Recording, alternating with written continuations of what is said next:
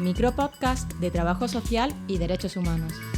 Proyecto Fridas, una colaboración del Colegio Oficial de Trabajo Social y la Facultad de Trabajo Social de la Universidad de Granada.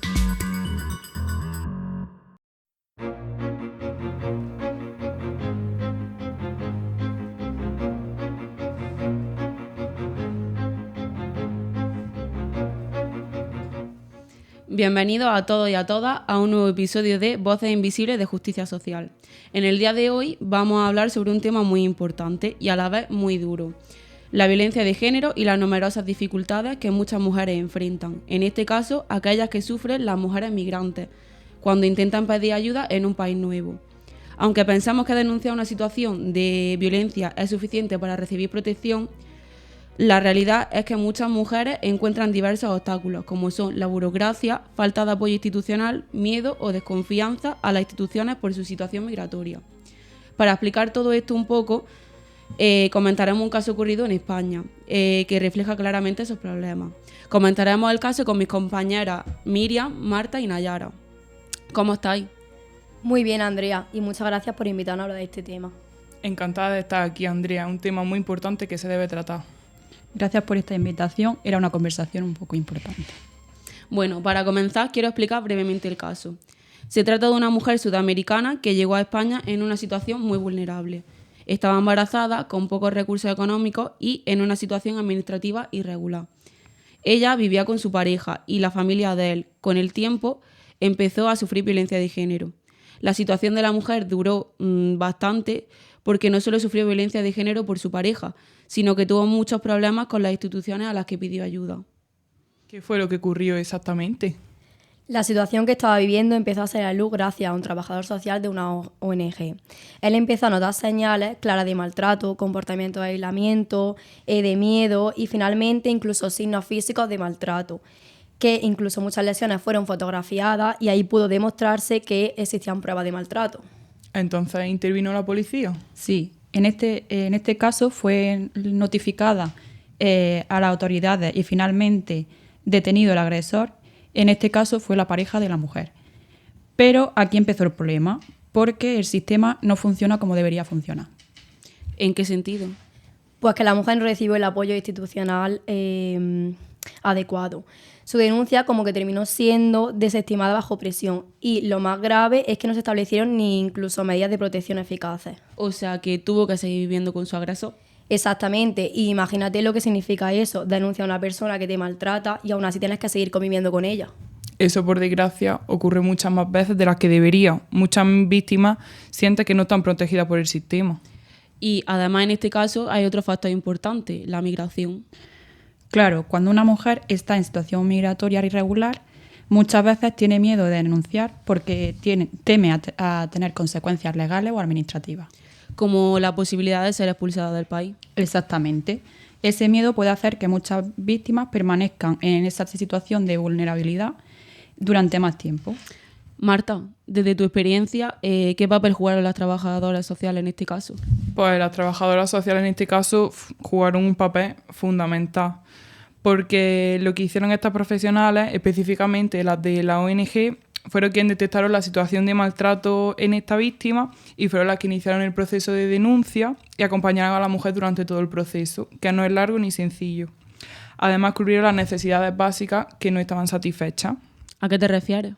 Pues mira, hubo un momento en el que la casa en la que vivía la mujer pues se quedó sin electricidad durante más de una semana. Imagínate vivir en esas situaciones con niños pequeños en el hogar. Eso tiene que ser durísimo. Pues sí, y las trabajadoras sociales fueron las que tuvieron que coordinar con las organizaciones humanitarias y restablecer el servicio para que pudieran vivir dignamente. También le ayudaron con servicios básicos como los alimentos, el asesoramiento legal y el apoyo emocional. Es decir, que no solo era un problema de violencia, sino también un problema de pobreza y exclusión social. Exactamente, por eso hablamos muchas veces del concepto de interseccionalidad, que es cuando varias formas de vulnerabilidad se cruzan al mismo tiempo. Nayara, ¿qué consecuencias tuvo esta situación para la mujer y su familia? Pues las consecuencias fueron bastante graves. Hubo maltrato físico y también hubo un impacto psicológico muy fuerte para ella. La mujer desarrolló mucha ansiedad y síntomas de estrés postraumático. algo que muchas veces no se ve. Exacto. Y además, esta situación de pobreza y la falta de apoyo institucional aumentaron mucho su inseguridad. Y los hijos también se vieron muy afectados. Uno de ellos tuvo problemas para acceder a la educación en el momento adecuado y el otro prácticamente ya nació en una situación que tenía un contexto de pobreza y de violencia. Eso demuestra que la violencia de género no solo afecta a la víctima directa, sino que también afecta en el entorno familiar. Pero con el tiempo también ocurrió otro episodio de violencia. Sí, y en ese momento se presentó una segunda denuncia que finalmente sí prosperó. El agresor fue condenado y se dictó una orden de alejamiento. Es verdad que ese proceso fue muy largo y muy desgastante para la víctima. Y además dejó una huella muy importante en su confianza hacia las instituciones. Para terminar, ¿qué cambios podrían ayudar a evitar estas situaciones? Uno de los cambios más importantes sería garantizar a todas las víctimas de violencia de género puedan acceder a ayuda inmediata independientemente de su situación migratoria. Pero también habría que reducir muchas barreras institucionales y burocráticas. Sí, y además también habría que mejorar mucho la coordinación entre las diferentes instituciones, como por ejemplo los servicios sociales, la policía, el sistema judicial, la educación y diferentes organizaciones sociales. Además, muchos profesionales deberían seguir siendo formados en perspectivas de género y derechos humanos. Bueno, una vez analizado el caso, podemos ver que la violencia de género no es un problema individual entre dos personas o un conflicto interno dentro de una relación seno-familiar, sino que en muchas ocasiones está conectada con otros factores, como son la pobreza, la migración, la falta de redes de apoyo o barreras institucionales. En el momento que estos problemas se combinan, las víctimas quedan aún más desprotegidas. Creo que no hay mejor ejemplo que el caso que hemos seleccionado, pues se puede ver cómo una mujer que busca ayuda tuvo que enfrentarse no solamente a su agresor, sino también a un sistema que tardó demasiado en responder. Y las dificultades para acceder a recursos básicos, los retrasos administrativos, la falta de sensibilidad institucional, todo eso va a agravar una situación que ya de por sí es vulnerable. Estoy totalmente de acuerdo. Y para eso es fundamental que las instituciones y los servicios sociales trabajen desde un enfoque basado en los derechos humanos, en las perspectivas de género y la atención a la diversidad de las realidades que viven las personas migratorias. Además, también es muy importante reconocer el papel que tiene el trabajo social y las diferentes organizaciones que acompañan a las víctimas, ya que muchas veces son estas las que detectan las situaciones y luchan para que las personas puedan acceder a la protección que necesitan.